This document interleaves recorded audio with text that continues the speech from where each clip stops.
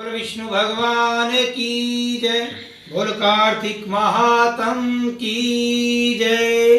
प्रिय भक्तों, प्रतिदिन 6:30 बजे कार्तिक कथा का लाइव प्रसारण हो रहा है। जितना ज्यादा से ज्यादा हो सके आप प्रातःकाल 6:30 बजे लाइव आकर के कथा का श्रवण करें और आप भी करें और अपने सभी जितने निकट संबंधी हैं अपनी बहनों को भाइयों को बताएं। प्रातःकाल 6:30 बजे जय तिरंगा चैनल पर कार्तिक कथा का लाइव प्रसारण होता है। धन्यवाद। आइए कथा का श्रवण करते हैं। पृथु राजा बोले कि हे नारद, कार्तिक मास का व्रत करने वाले लोगों का आपने बहुत उत्तम फल कहा।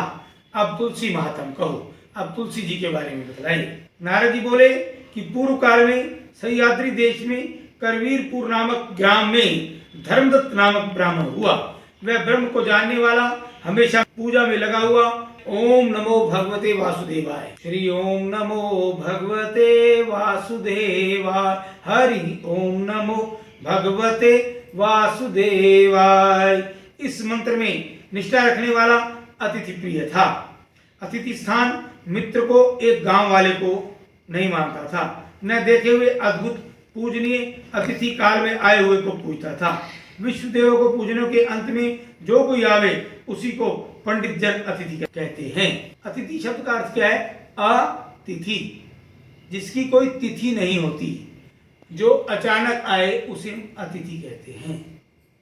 अतिथि शब्द का अर्थ ये है, चाहे चोर, चांडाल, शत्रु व मित्र के मारने वाला कोई भी होए, जिसके घर से अतिथि निराश जाता है वह अतिथि अपना पाप दे जाता है, घर वाले का पुण्य ले जाता है। जो पुरुष घर में आए हुए थके हुए अतिथि का पूजन करता है तो उसे बैल सहित गोशत के दान तुल्य फल होता है। यह बात निश्चित है।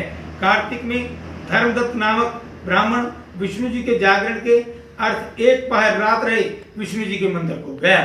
पूजा का सब सामान लिए रास्ते में ब्राह्मण ने सामने आती हुई भयंकर शब्द वाली राक्षसी को देखा। टेढ़े दांत, चंचल जीवा, लाल नेत्र, नग्न, सूखी, लंबे ओष्ठ, गुरगुर शब्द वाली राक्षसी को देख करके डरे हुए धर्मदत्त ने तुलसी दल से उस राक्षसी को मार डाला। उस राक्षसी का पाप दूर हो गया और पूर्व जन्म की उसे शुद्ध हो गई। तब धर्मदत्त को प्रणाम करके आकर के हाल कहने लगी, पूर्व कर्म में मेरी ऐसी दशा हुई है। हे ब्राह्मण, अब मैं कैसे उत्तम गति को प्राप्त हूँ? धर्मदत्त बोला कि किस कर्म से तुम्हारी ऐसी दशा हुई है? तुम कौन हो? सब विस्तार पूर्वक कहो। कलहा बोली कि सौराष्ट्र नगर में भिक्षु नामक ब्राह्मण था। उसकी मैं पहली स्त्री कला नाम दया रहित हूँ।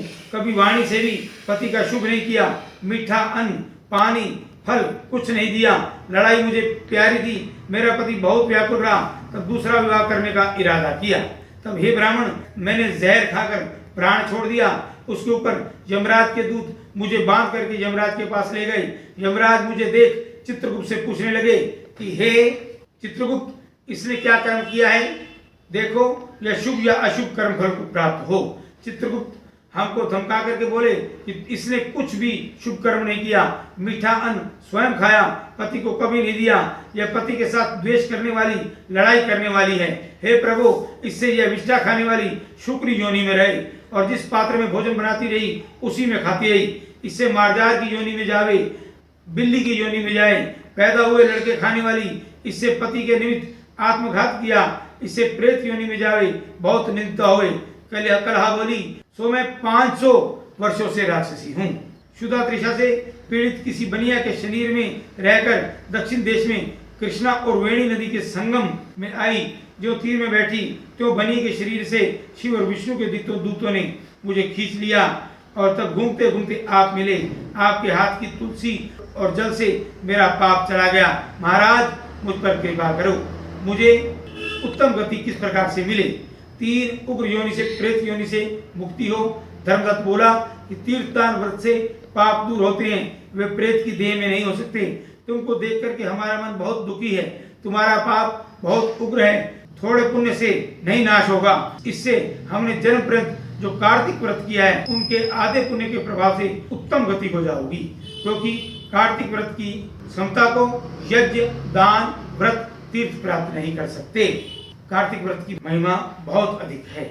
ऐसा बोल करके धर्मदत्त ने तुलसी युक्त जल से अभिषेक किया और 12 अक्षर का विष्णु जी का मंत्र सुनाया। तब कलहा प्रेत योनि से छूट गई, जलती हुई अग्नि के समान रूप हो गया। दिव्य रूप को धारण किए हुए लक्ष्मी जी ओम नमो भगवते वासुदेव के समान होकर कलहा ने ब्राह्मण को नमस्कार किया और आनंद से बोलने लगी, हे द्विजश्रेष्ठ, आपके प्रसाद से नरक से मुक्त हो गई हूँ, पाप रूपी समुद्र में डूबती मुझे तुम नौकर मिले। नारद बोले कि इस प्रकार ब्राह्मण से बोलती हुई उसने तेजवान विष्णु जी के गणों से युक्त विमान देखा। पुण्यशील सुशील विष्णुदूत द्वारा कलहा अप्सराओं से सेवित विमान में बैठाई गई। विमान को देख करके धर्मदत्त विस्मित हुआ और पुण्यशील सुशील गणों को देख जमीन में दंडवत प्रणाम किया। पुण्यशील सुशील धर्मदत्त विष्णु उठा करके वे सराहना करने लगे और धर्म सहित बोलने लगे, हे द्विजश्रेष्ठ, तुमने बहुत अच्छा किया। विष्णु जी में तुम्हारी बहुत प्रीति है, सदा दीन में दया करते हो, धर्मज्ञ हो, विष्णु जी का व्रत करने वाले हो। बालपन से जो तुमने कार्तिक का व्रत किया, इस दान से इसका सब जन्म का पाप दूर हो गया।